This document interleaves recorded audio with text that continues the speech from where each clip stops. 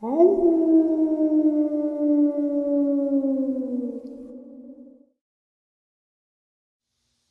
and salutations, everyone. I hope everyone is still doing well, and welcome to this early morning, middle of the night bonus upload.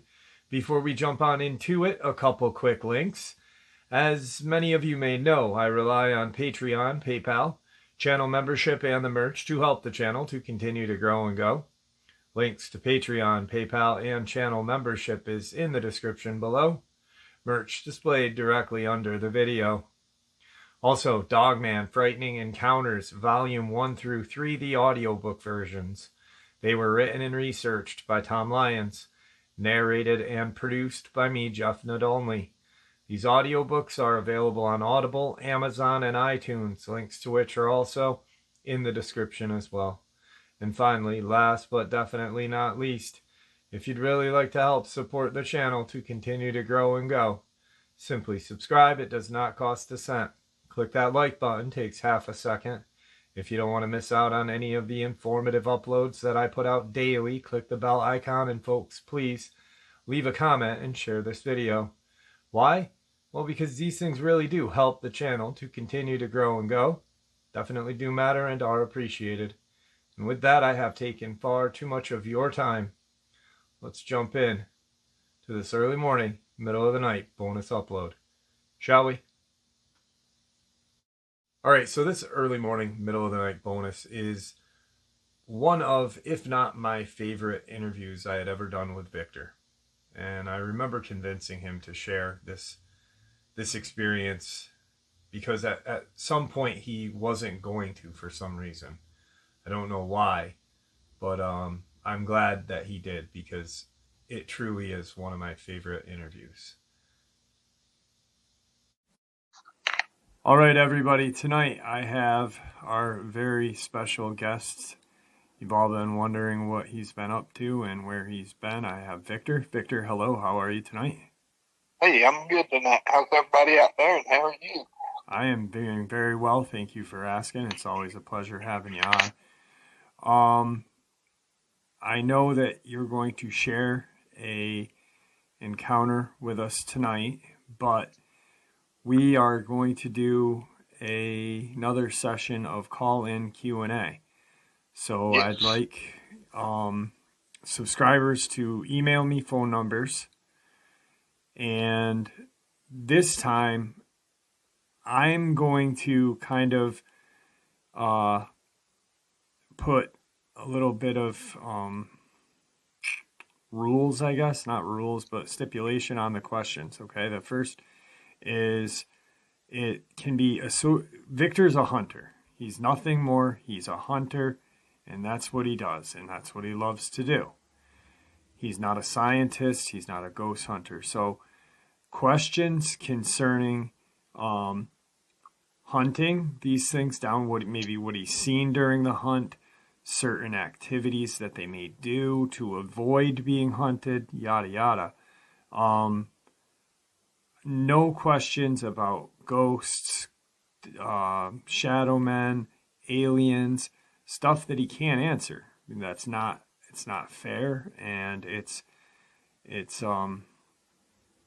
kind of, and I'm not saying it in a rude way, but it's a waste of time because he cannot efficiently answer those questions. He can only give you what he's heard from other people or his own theory and speculation. We'd just like to have it kind of as detailed around what he knows and what he specializes in. So if you guys want to email me your phone numbers, and when you see a call with 518 area code come up on your caller ID, answer your phone, because that's me, because a lot of people sent their emails in, and we called and they didn't answer. So that was another big waste of time. But that's our plan for a little while. So right now what I'm going to do is I'm going to turn this microphone over to Victor and he can share away. Okay. What I got tonight, this was a hunt that was, I'm going to give a little backstory to it. This happened at it's called Backbone State Park. This is in Delaware County in Dundee, Iowa. And this lady, her name was Susan Shelton.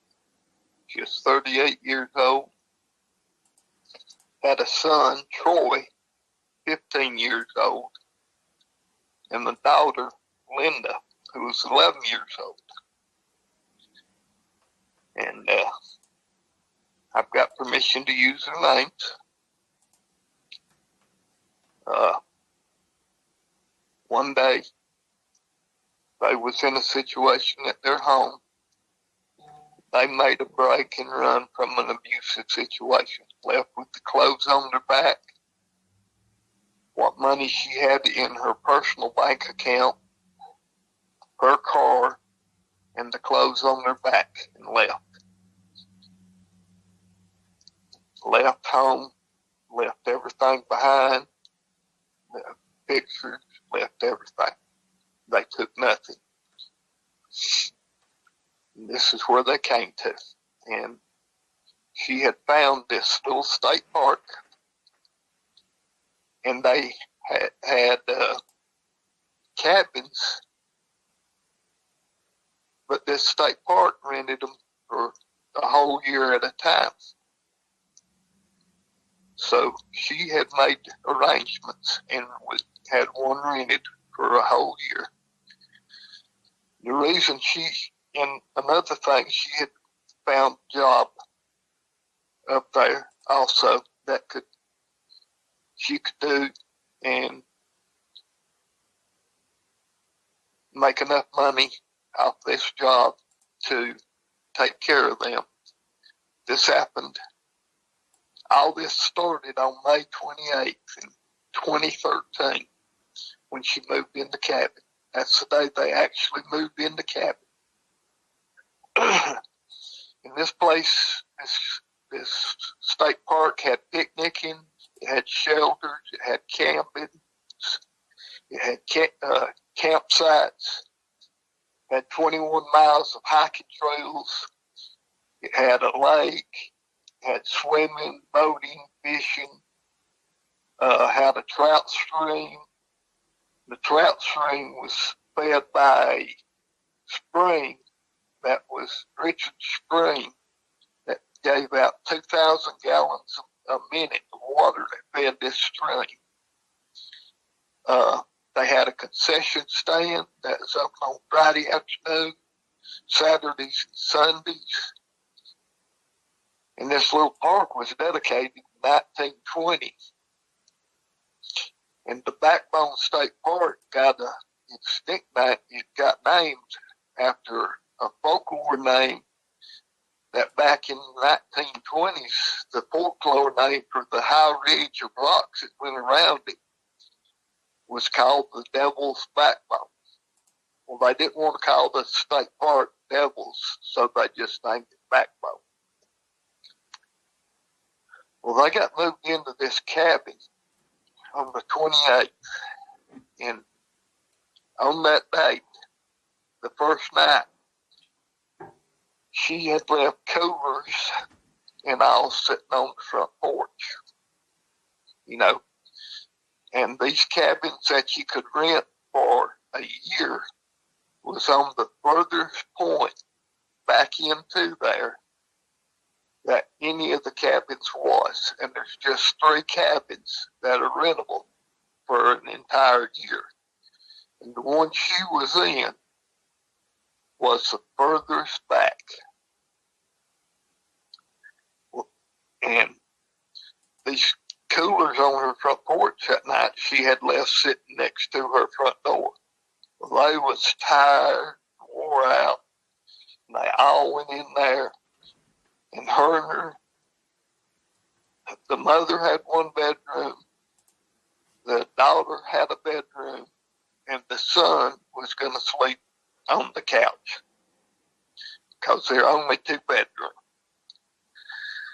But they was all scared to death of the dad. He was a drunk, as I understand, abusive. He hit them all. and they just got out of the situation. The kids didn't know it the day they was leaving, that they was getting out of the situation, but they was so proud to get out of the situation. But on the first night, she said that she had set these 3 coolers on the front porch that they had bought, and they had stuff in them, drinks and sandwich stuff, and had left them on the front porch. People told her that they wouldn't be bothered. Well, she goes out the next morning, and all 3 coolers have been moved. She said you could tell that they hadn't been drugged, that they had been picked up and set off the porch and opened. Said the canned goods and the cold drinks had not been messed with, but the cheeses and the meats was all gone. And she couldn't figure it out. She went down to this place is ran by the DNR. And she went down there and asked them to come up there. And they did and looked, and they couldn't figure it out. And they told her to set the coolers inside from then on. And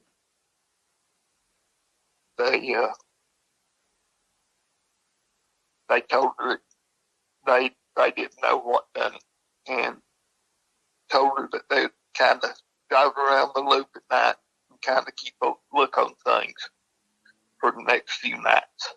And she was okay with that. So she went out and bought some more things, put back in the coolers, and put the coolers inside. And the next day, they spent the day, her and the kids, just out about the park, stayed close to the cabin. But, got out and did some of the activities and all. Swimming, hiking on a short trail right close to the cabin, and got back to the cabin and noticed this smell. Smelled like skunk, she said. And they didn't think nothing about it. They went inside, cooked up their supper, off to bed they went. And that night, nothing happened. Second night, nothing happened. Well, the next day is a Saturday. So there's lots of people coming into the state park, and they're out, kind of mingling and going around and doing things, and goes to the concession stand. And the concession stand is just overran by people. And the man that's running it offers Troy a job. And Troy accepts it as long as his mother's okay with it. And she says, well, that's fine, It was probably less than a mile from where the cabin was, 3/4 of a mile, something like that. So she lets him take the job on Saturdays and Sundays. And not on she said no to the Friday afternoons. For some reason, she said no to the Friday afternoons. So the man was okay with that. So Troy's got him a job now. He'll be working there for the summer, and as long as he wants it. So he's working everything. That Saturday, he walks home that night. Place closes at 10 when the park closes. And he walks home after they get cleaned up, and he told the mama that he smelled that smell again outside. And she called down to the office and told them And one of the DNR comes up there and gets out, walks around, shines the light all around the cabin, smells the smell, and he finally discerns that it's just a skunk. And goes home, and she's good with that, figures it was a skunk, thought it was a skunk. She had lived in the country as a child and had smelled skunks and thought that's what it was. Just wanted to hear it from somebody, but they'd lived in the city for the kids' entire lives, and they'd never lived out like this, and they thought it was the grandest thing, you know. And the smell finally dissipated, and the mother found it unusual that it dissipated so quick. You know, it got out of the air, because she knew that most of the time when something happened with a skunk, that it lasted a lot longer from childhood. Now, the next day, Sunday, they out.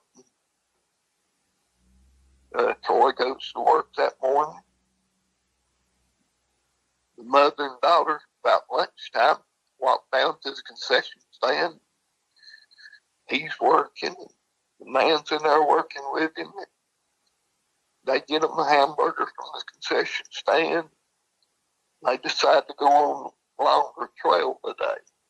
So Susan and Linda's off on the other trails, walking and walking and walking. And they're doing one of the 7-mile loops.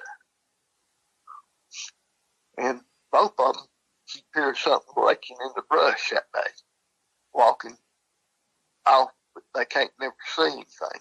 And they both, when they got back, talked about it, and they described it as both of them thought it was large.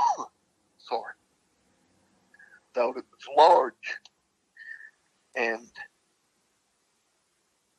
that afternoon, that night, when Troy got in, he mentioned that he heard something off in the woods following him home. And he said it would step on branches, and it sounded like something big, he told his mother. And she thought it was odd. Well, Monday and Tuesday roll around, and nothing happens at all. You know, Wednesday rolls around, and the little girl said that she seen a shadow cross her window that night. She said it was a big shadow. And the mother kind of just blows it off and lets everything pass. Everything settles down then for about a week. Nothing at all happens. Not a thing. No smells, no shadows, no nothing, walking in the woods. And it was following weekend. Troy's off to work, and Linda and Susan are sitting on the front porch of the cabin. It's about 9:30 at night, and they're waiting on Troy to get off and sitting on the porch waiting on him to come home. And they are looking down the road for him to come up through there, and it's about 10:15, about time for him to get home. And all of a sudden, they see him just running, just breakneck speed, as fast as he can come. And he gets up on the porch, and he's just out of breath. And his mother says, "What's wrong?" And he said, "There was a man in the woods following me." And she runs inside and grabs the phone, calls down there, tells the DNR officer they're up there just in a flash coming around both sides of the loop. And, you know, trying to see if they can find somebody. They couldn't find nobody, and they stay out. They hunt till about 12 o'clock at night, trying to find somebody. Couldn't find nobody. And there's just smells back in the air. everybody noticed that there's 3 DNR officers up there. Couldn't find nothing. And finally, they just come up there and tell them that we couldn't find nothing. Couldn't find no man, couldn't find no nothing. Said we stirred up in the skunks again. And we're sorry for that. And, you know, just yada, yada, yada. And they went on back down to the offices to, you know, so 2 of them could go back to sleep, 1 of them stay on duty. Well, the next morning, they get up, and there's a dead coyote on their front porch. And don't know where it comes from. She don't call down there. She goes down there and gets one of the DNR officers and brings him up there. And his name is Ross. And don't know, brought Ross up there and showed it to him. He didn't have a clue. He could tell its neck had been broke. That's all he could tell. He said its neck's broke. And came back up there. He picked it up and apologized, done all this, said, I'm sorry you're having all this trouble. And he said, I promise you'll get better. And said, we've never had this much trouble out of anything here. Said, don't know what's going on. And it went on and it rained the rest of the weekend. And sure, it didn't work because the concession didn't open. And Tuesday rolls around, and the little girl gets up out of bed, goes and tells her mother, said, that shadow's covering my window. Well, the mother gets out of bed and walks in there to her bedroom, and just as she gets where she can see inside her room, she sees the shadow move away from the window. Well, she does the same thing. She calls down to there again, and Ross, front door, they're scared to death now because they're so far back in there. And she tells them that she's seen the shadow, that there's somebody at the little girl's window. And Ross takes his flashlight and walks around there. And Ross finds a track. Track's about 17 inches long, about 7 inches at the toes, and about 5 inches at the heel. So Ross didn't want to scare him, so he put his boot in it, wiped it out, the only track he could find. And he tells them, well, I'll keep a close watch on that. I couldn't find anything. Said, I must have scared them off that I couldn't find anything. And he knows something's there. And he goes back down to the office and he tells the other 2 what he's found. And they're all talking about it. And he says, it has to be a Bigfoot. He said, that's all it can be. He said, impossible to be anything else. Said it's not done any damage. Said it's not hurt nobody, but it's scaring them to death. And they said, what do we do? And they decided to just leave it go, because it's done nothing to hurt nobody or to scare nobody. Well, it is scaring them.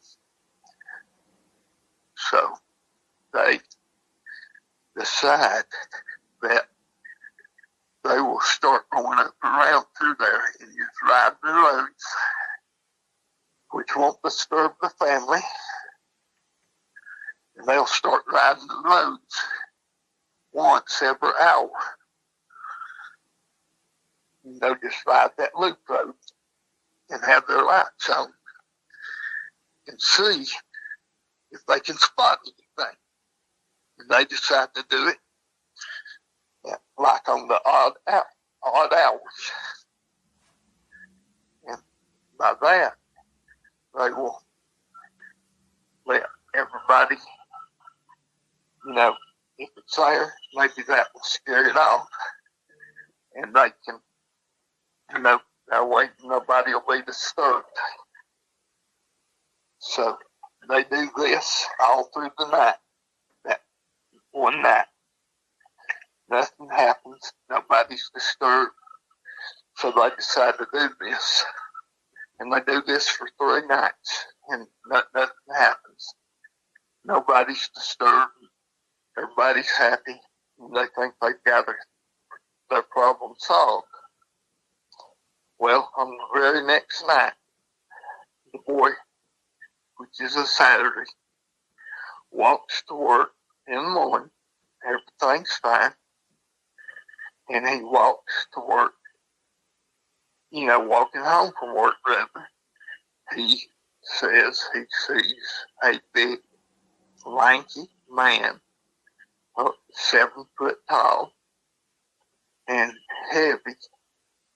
And he is flanking him in the woods, and he is not making any appearance to, try to hide. And that he is just following him along the road. Well, he tells his mother again. And the officers, all 3 of them, come up there again and make a big search. But this time, they do find tracks.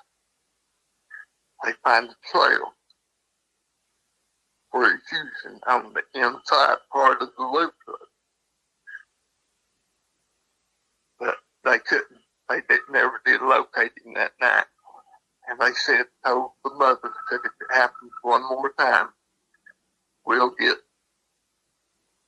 the sheriff involved. And if the sheriff can't take care of it, we know who to call. So the very next night, Saturday night, one of the DNR officers, unarmed, was walking with the boy from the concession stand to the home, was flanked by, seen it, watched it. It didn't make no threatening moves, but it did follow them from nearly the concession stand all the way to his house. And he talked to Troy and told him, just stay calm, I'm with you. It's not going to do anything. Just remember to stay calm. Talk to the boy. Him just, just remaining calm, not running, not doing anything. They both kept their cool. And they made it home. Made it to his home. The DNR officer placed the call, got them to come up there, pick him up. And they called the sheriff's department. Sheriff's department sent 3 or 4 carloads of deputies out there, and they couldn't find nothing. He stayed there. He watched both sides of the road from the family's home. He said the only way it could have went was back towards the concession stand, because he watched both sides of the road for it to cross. And it didn't cross the road to go into deeper woods, so they figured it's still inside the loop road. And he wasn't sure where it went. So after that, all the deputies spread out, walked down through the middle of the loop road, couldn't scare anything out. So, it had gotten into deeper woods. And they thought that, he had just seen something else. And he was sure of what he seen. So they called us. And I was sitting out there myself and was told that it was non-aggressive and that I needed to take care of the problem. Well, all that week, I hunted and stayed inside the park and never seen just 2 or 3 tracks. And come Saturday, I stayed inside that loop while Troy walked home, and here it comes. And I had to let Troy get past me, but it was almost like it was in front of him by about 10 or 12 yards. And it came upon me, and I know that I couldn't take a shot at it with it being in front of Troy, because if it went towards Troy, I'd be shooting that away. And I stood up and let it know where I was. And I had my gun down to my side. I hadn't even raised my firearm. I didn't want it to see it, actually, because I had it straight down to my right side up against my leg. And this thing let out a holler, and that poor boy, he just went ape and started running towards his home. And this thing started running between me and him. And I thought it was going after him. But it was going at such an angle that after I thought for about 2 seconds, that I said, no, it's going to go in front of him and go into the deep woods. So I just let it go. And I let it go, and I went after the boy.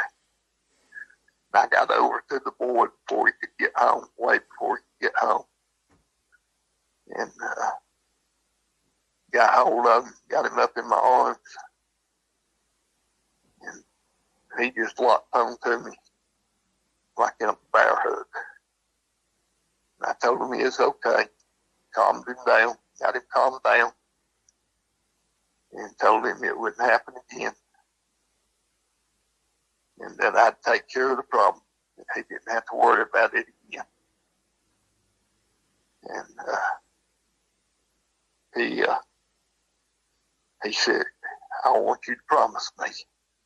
I said, well, I'll promise you I'll take care of the problem. And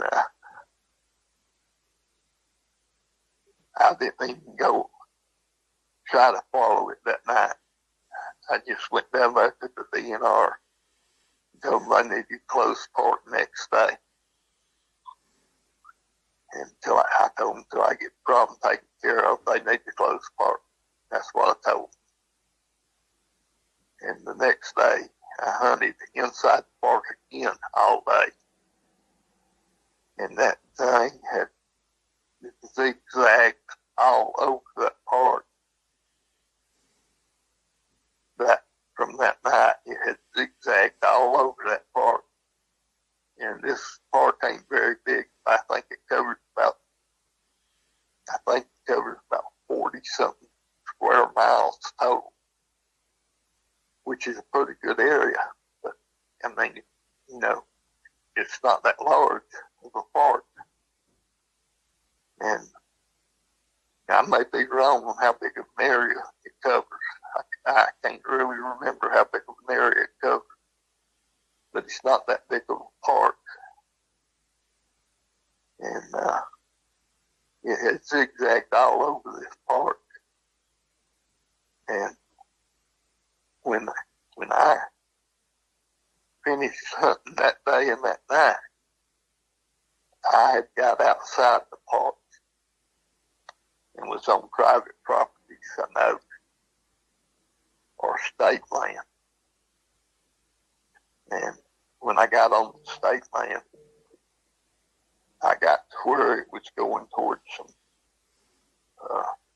it was on some high ridges, on some,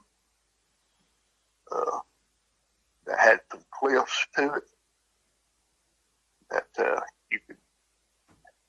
you had to really work, go up and down.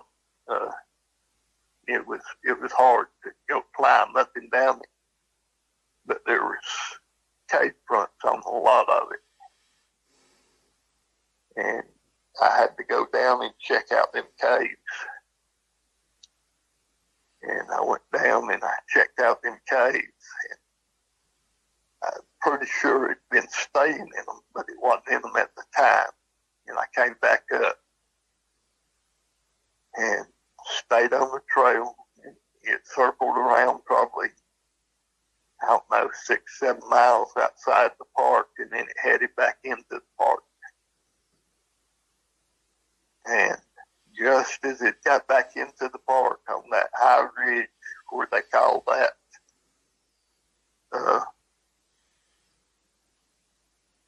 what the park had the folklore for, I found another set of caves, and it had been inside of one of them. And I think it just came out and got back up on the walking trails and was walking away from me and didn't know I was behind it. And I kept walking, trying to catch up with it. I could see it every once in a while. You know, when the trails would get straightened up, or I could see it through the trees. And it finally slowed down or something, like there was something in front of it. I could see it turning its head and looking odd ways in front of me. And I thought, well, somebody's on that trail or something. And what it was doing, it was actually turning its head and looking back at me. What I finally figured out. And it was looking back at me, but it never did speed up its pace. It had slowed down and was looking back at me to see what I was doing. And so it knowed I was back there, and finally, on a straightaway about, I don't know, 125 foot, I knelt down and took my shot and put it right in the base of its back of its head. But it was starting to cause problems. You know, it was scaring that kid. There was other people in the campgrounds that had complained about something coming into their camps, overturning their camping stuff and other odd things, you know. So it had done some other odd things. But as far as harming anybody, it hadn't harmed anyone. But it was being a nuisance and could have got a lot worse. But that was the last Bigfoot that I killed. That was in 2016, I believe it was. No, 2013. So that wasn't the last Bigfoot I killed. 2016 is the last Bigfoot I killed. So that was that hunt.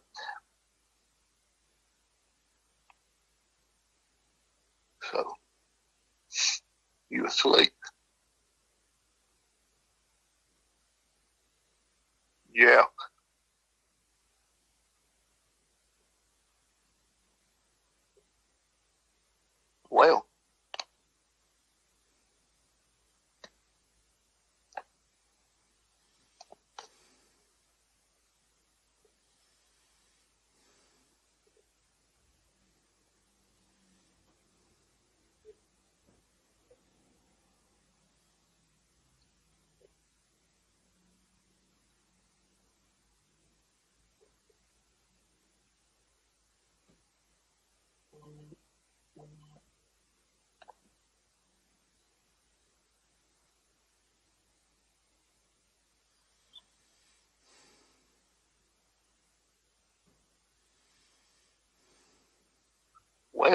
guess that's the end of the show.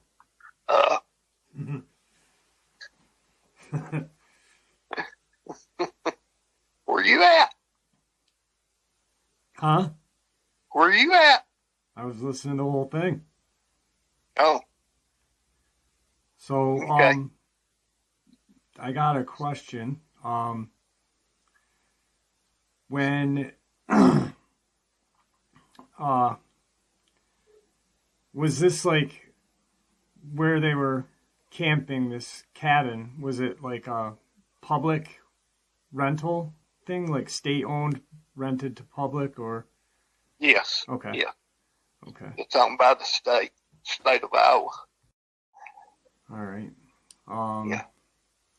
I never knew anybody rented by a year, but Yeah. they did.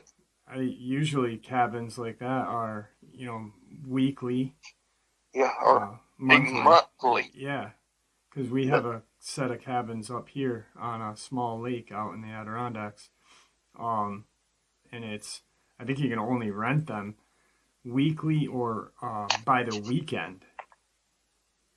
Yeah. So. Yeah, down here in Georgia, you can't rent them but by 3 weeks, and in Colorado, you can't rent them but by 6 weeks.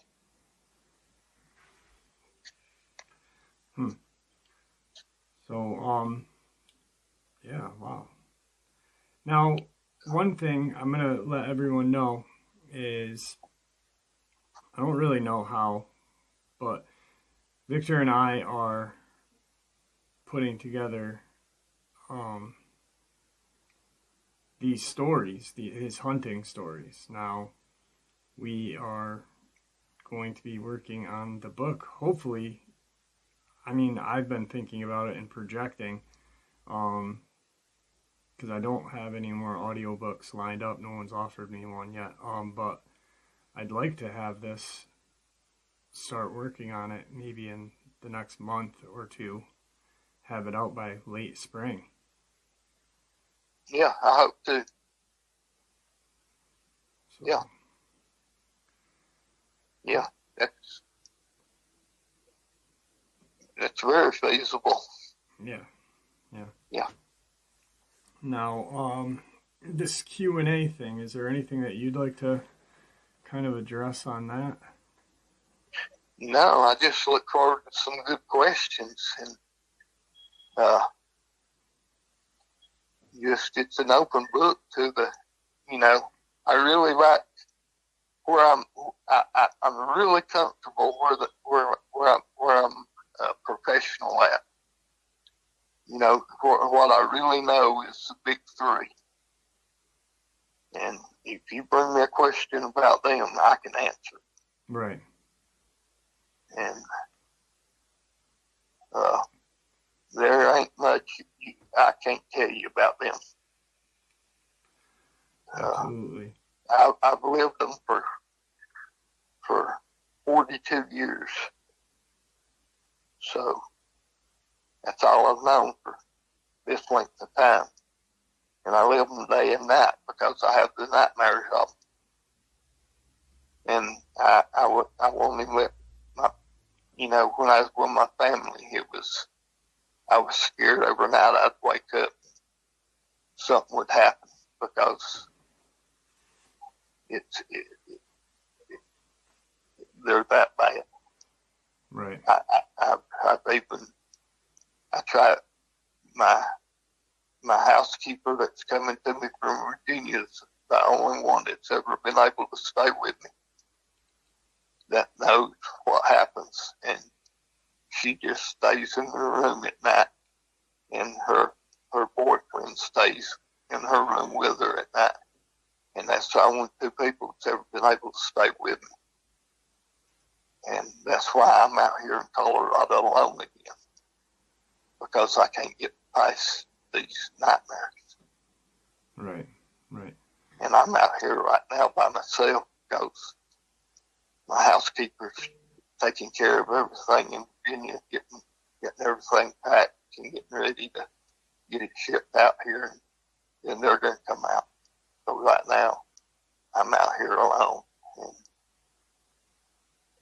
it's crazy at night. I'm sure. Especially, like when we first met and you were talking about the nightmares that you'd have. Yeah. They're bad. So. They're bad. Now, here's a quick question. You said 42 years. In the Corps. Right.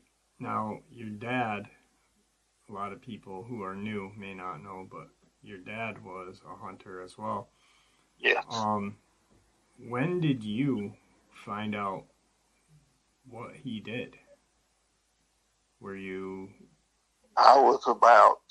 when I found out, I was probably 12 or 13 when I found out what he really done. Okay. Did he just tell you, or was it by surprise, or? He told me, but I think he had even told me earlier, but I didn't believe it, I think he said something like, "You'll never believe what I do if I tell you, son." I think he told me something like that. And I said, "What do you do?" And he said, "I hunt monsters." And I just blowed it off. Yeah. I didn't believe it. And then years later, I realized he was telling me the truth. And I didn't much think I would ever follow in his footsteps. But once I turned 18,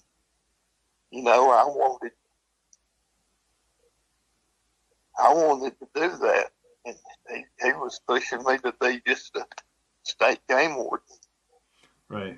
And so I went into the Corps, got my time in. The year he retired, I got some help and got pushed through too. So. All right, so that right there is kind of an example of the questions we're looking for. I'm not trying to be a jerk and say, so questions don't matter. But it's hard for him to answer a question that, he only, like with the shadow person question. You were able to answer that, but not, to the extent that you would like to answer a question to. Yeah. It's not that he doesn't want to answer these questions. He can answer the questions, Yeah, so. it's from hearsay. Right.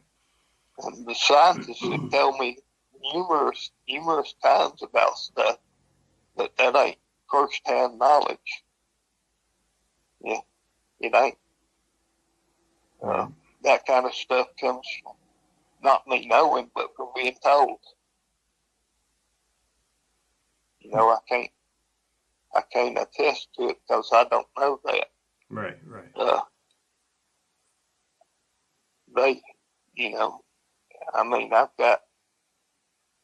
I've got a bunch of stuff I've been told, but that don't mean I know it.